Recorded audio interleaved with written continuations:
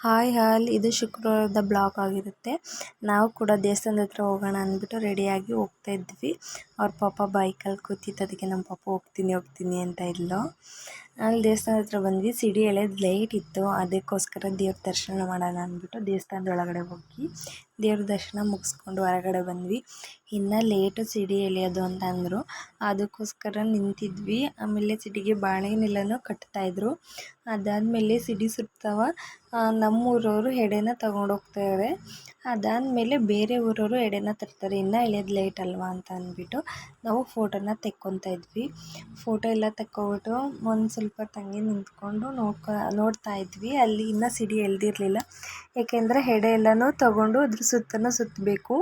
ಬೇರೆ ಊರಿಂದನೂ ಬರ್ತಾರೆ, ಅವರು ಸಹಿತ ಎಡೆನ ತೊಗೊಂಬರ್ತಾರೆ. ಅವರು ಸಹಿತ ಸಿಡಿ ಸುತ್ತಬೇಕು. ಸಿಡಿ ಎಲ್ಲ ಸುತ್ತಿ ಆದಮೇಲೆ ಸಿಡಿನ ಎಳೆಯೋದು.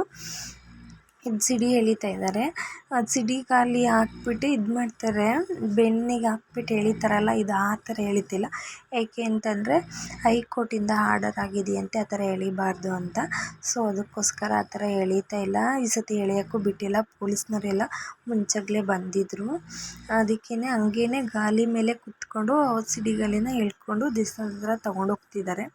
ಅಲ್ಲಿ ದೇವಸ್ಥಾನದ ಹತ್ರ ತೊಗೊಂಡೋಗಿ ಮತ್ತೆ ವಾಪಸ್ ಎಲ್ಲಿ ನಿಂತಿರುತ್ತೆ ಅಲ್ಲಿಗೆ ನಿಲ್ಲಿಸ್ತಾರೆ. ಅದೆಲ್ಲ ಆದಮೇಲೆ ನಾವು ಜಾತ್ರೆ ಒಳಗೆಲ್ಲ ಸುತ್ತಕೊಂಡು ಬಂದ್ವಿ. ಜಾತ್ರೆ ಇವತ್ತಿಗಿಂತ ನಾಳೆ ತುಂಬ ಚೆನ್ನಾಗಿರುತ್ತೆ. ನಾಳೆದು ನಾನು ವೀಡಿಯೋನ ಅಪ್ಲೋಡ್ ಮಾಡ್ತೀನಿ, ನೋಡಿ. ಇಷ್ಟ ಆಯಿತು. ಇವತ್ತು ಮನೆಗೆ ಬಂದು ನಾವು ಊಟ ಮಾಡಿ ಮಲಗೋ ಅಷ್ಟರಲ್ಲಿ 11:30 ಆಗೋಗ್ಬಿಟ್ಟಿತ್ತು. ಈ ಬ್ಲಾಗ್ ಇಷ್ಟ ಆಗಿದರೆ ಲೈಕ್ ಮಾಡಿ.